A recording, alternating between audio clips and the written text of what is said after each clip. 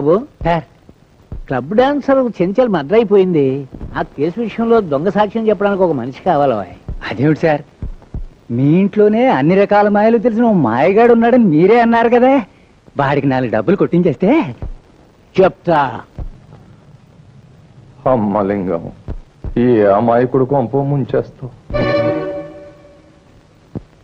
ఇదేమిటి సార్, నా లైన్లోకి మీరు వచ్చారు? నేను నీ భక్తునే కదా, అందుకని. అన్నట్టు నీతో చిన్న పనుండి వచ్చానయ్యా.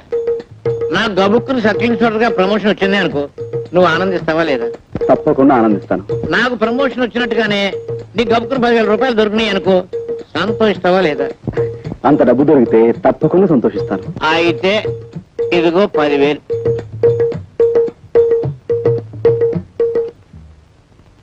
సరే సార్.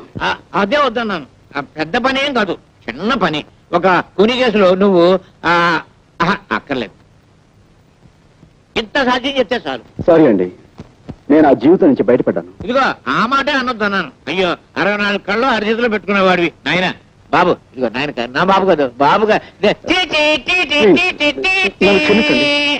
నా గత జీవితానికి దూరంగా బతకాలనుకుంటున్నాను. ప్లీజ్ వెళ్ళిపోండి. నువ్వు డబ్బు తిరస్కరిస్తున్నావు. ఒక చిన్న అబద్ధానికి 10,000 రూపాయలు ఇస్తున్నాను, అందులో నువ్వు సవరించడం చేత్తో ఇస్తున్నాడు. నీవు జీవితంలో ఈ డబ్బు కాదన్నావు అంటే చాలా అప్రయోజకుడు అయిపోతావు. బాగా ఆలోచించుకో. వస్తాను. నేను గుమ్మం దాటి వెళ్ళానంటే మళ్ళీ తిరిగి రాను. ఏమంటావు?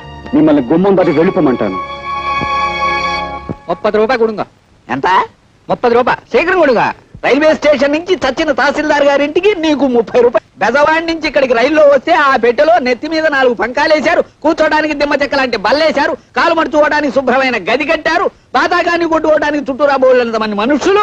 మనం చదవాలనుకుంటే ఎదంటివాడి చేతిలో పేపర్ ఉంది. ఇన్ని సౌకర్యాలు చేసి వాళ్ళు చేసిన ఛార్జీ ఎంత? అంతా కలిపి 25 లోపు. మరి నువ్వు నన్ను డొక్కులో పడేసి డబ్బాలో గులకరాయి ఆడించినట్టు ఆడించావు. పట్టుమని 10 మైళ్ళు తిరగలేదు, నీకు 30 రూపాయలు కుడవాలా? చెమ్ముతో కొట్టానంటే శాంతానికి సిద్ధమైపోతావు కదా అప్పీరుగా. నీకు దమ్మిడి ఇవ్వను. నీ దిక్కులో తోడు చెప్పుగా పాదలుమా. పల్లెటూరు వాడి కదా అతను మోసం చేస్తావా? మన ఊరు పరువు తీస్తున్నావు కదా, ఆయన అందిస్తే అని తీసుకుని మర్యాద వెళ్ళి అలా పెట్టి గడ్డి వెళ్ళ హప్పి. అయ్యో అయ్యో అయ్యో, உங்களுக்கு ஒரு வணக்கம், உங்க அப்பாவுக்கு ஒரு வணக்கம். నోర్మై, నా అప్ప సంగతి నీకెందుకురా? దాని ఇష్టం, అది ఎవరితోనో లేచిపోయింది. చెంబుతో కొట్టానంటే శాంతానికి సిద్ధమైపోతావు కదా అప్పిని. ఏమనుకున్నావో? భలే వాడవాయా బాబు, భలే చావుగిరాకి తగిలింది పొద్దున్నే. నువ్వు వద్దు, నీ డబ్బులు వద్దు. వీడి సుత్తి కాదు బాబు, రంపం ఉప్పిరుగే కదా ఉప్పిరుగే.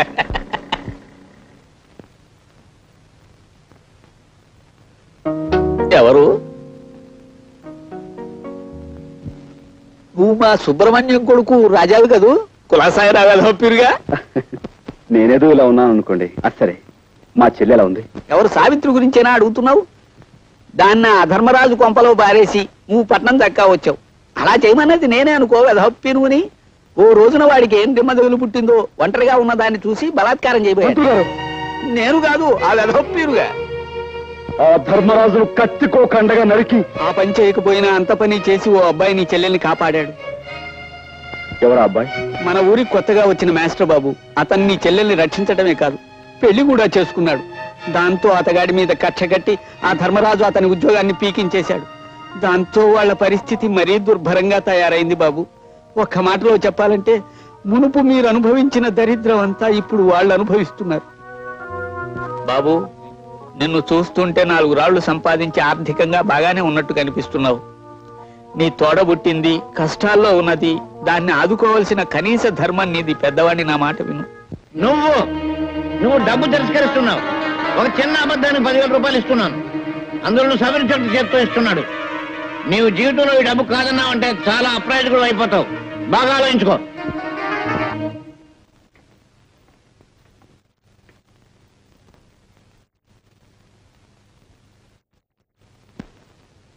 రాజా, రాజా,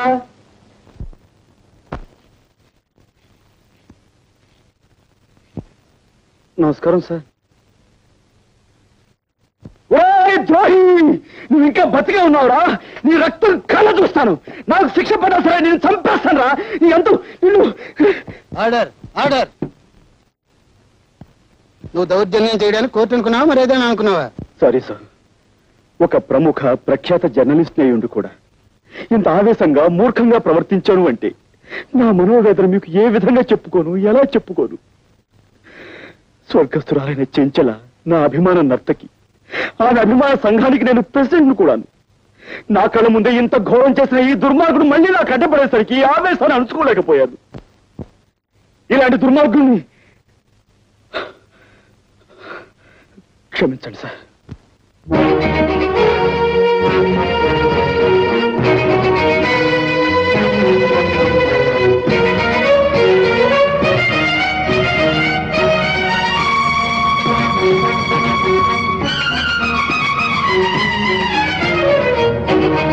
ఒక అమాయకుని నేరస్తుని చేసి కొలుపుతున్నావా? అనుభవిస్తావు లింగం, అనుభవిస్తావు.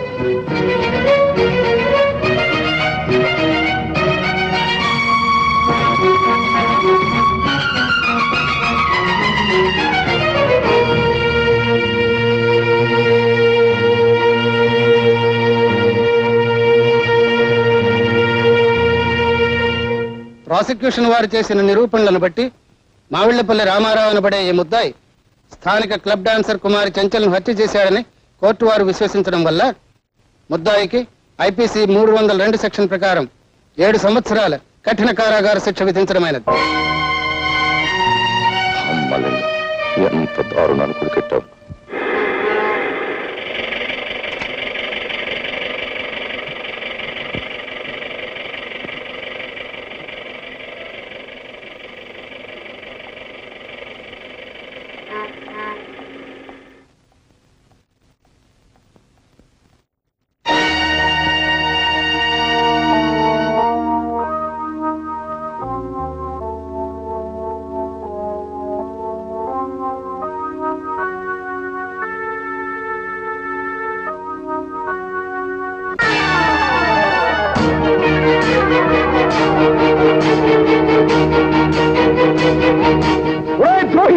నువ్వు ఇక్కడున్నావా? నేను చంపేస్తాను, నీ రక్తం కలుగుస్తాను. నాకు ఉరి శిక్ష పడ సరే, నేను చంపేస్తాను రా. రాజా,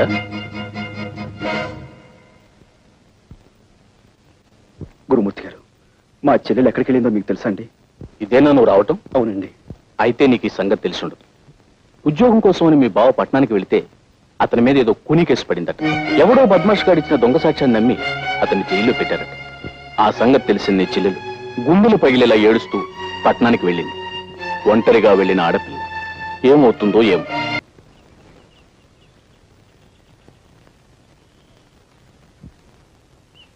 చూడండి, మీ గురించి ఇప్పటి వరకు ఎన్నెన్నో కళ్ళు కన్నాను, కానీ మిమ్మల్ని చూస్తే వేరే లోకంలో ఉన్నట్టు కనిపిస్తున్నారు.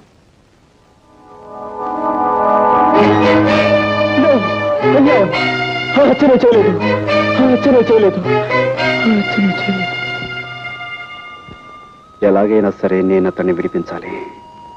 ఓహో, చూడండి, ఈ పోలీస్ కాలనీలో మీ హరికథలు విన్నవారంతా మీ భక్తురాళ్ళు. మీకు ఎవరు సహాయం కావాలన్నా మేమందరం. వాళ్ళెవరి సహాయం నాకు అక్కర్లేదు, నాకు నీ సహాయం కావాలి.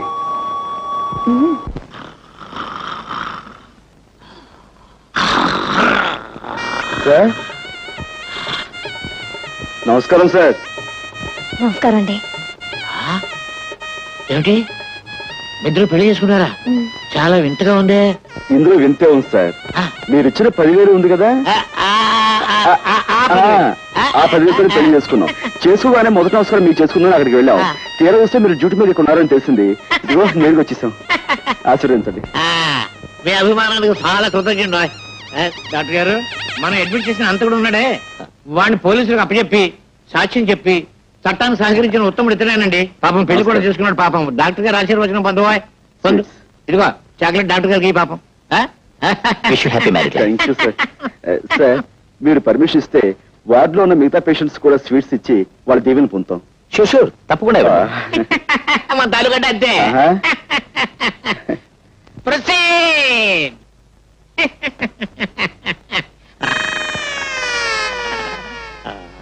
దీవించండి. వదినా, నర్సు వదినా, దీవించు. Thank you. డాక్టర్ బాబు గారు, డాక్టర్ బాబు గారు, థ్యాంక్ యూ సార్. నర్సం వదినా, నర్సం వదినా, స్వీట్ గా ఉన్నారు. Thank you. తీసుకోండి మేఘారు. పోలీసు బాబు గారు, మీరు కూడా.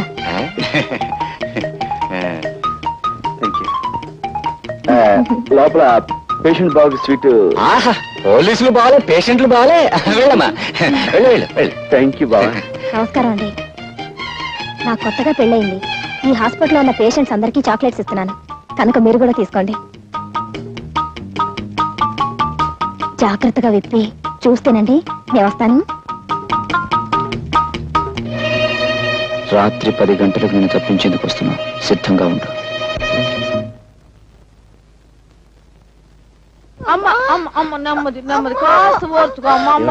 పొద్దున్నే కదా పెళ్ళైందన్నాడు, అప్పుడే కడిపేమిటి? అదేంటయ్యా, దాని మొగుడు ఎవరనుకుంటున్నా? గొప్ప పైల్మాను. ఎంత పహిల్వాన్ అయితే మాత్రం పొద్దున్న పెళ్లి చేసుకుని రాత్రి గర్భం అంటే రూల్స్ ఒప్పుకోమా? అదే సంగతి, నువ్వు పొరపాటు పడ్డావయ్యా. ఆ పిల్ల ఈ పిల్ల కమల పిల్లలు. అది మా చిన్నమ్మాయి ఇంట్లోంచి లేచిపోయి ఎవరినో పెళ్లి చేసుకుని మీ అందరికి చాక్లెట్లు పంచి పెట్టిందంట. ఇది మా పెద్ద అమ్మాయి, దీని మొగుడు పైల్మాన్. చూస్తే ఒంటో ఆయన కాస్త సాయం అమ్మయ్యా. పట్టుకోయా, పట్టుకో. మెల్లిగా మెల్లిగా. జాగ్రత్త జాగ్రత్త అయ్యా. అది సంగతి. అటెళ్ళు. కమాన్, బయలుదేరు. నువ్వా? నేనే. ఆ రోజు కోర్టులో దొంగ సాక్ష్యం చెప్పి నిన్ను నేరస్తుని చేసింది నేనే. నువ్వు నా చెల్లెలు భర్త అని ఆలస్యంగా తెలిసింది. నా తప్పు నేను తెలుసుకున్నాను. నువ్వు నిర్దోషువని, నీకు ఈ నేరానికి ఎలాంటి సంబంధం లేదని నేను నిరూపిస్తాను. అందుకే నేను విడిపించి తీసుకెళ్తాను. ప్లీజ్ నాతో రా. ఆ రోజు కోర్టులో గుండెలు బాదుకుంటూ దొంగ ఏడుపులు ఏడుస్తూ నన్ను నేరస్తుని చేయడానికి నువ్వు వాడి నాటకం కంటే ఇదేం గొప్ప నాటకం కాదు. నీ కట్టుకథలు కట్టిపెట్టి వెళ్ళి నుంచి. ప్లీజ్, నా తప్పు ఒప్పుకుంటున్నాను. అందుకే క్షమించమని అడుగుతున్నాను. ప్లీజ్ నాతో రా. కసాయి వాడి వెనుక గొర్రెల నీ వెంట అనుసరించిన కంటే సంతోషంగా ఉరికమ్మ ఎక్కడానికే సిద్ధంగా ఉన్నాను. మర్యాదగా వెళ్ళి నుంచి. ప్లీజ్ ఆవేశపడకు. తలుపేసుందేమిటి? ముందు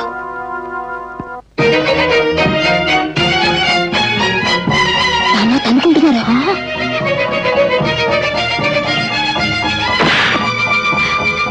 అమ్మో, నర్సు వస్తుంది పదా.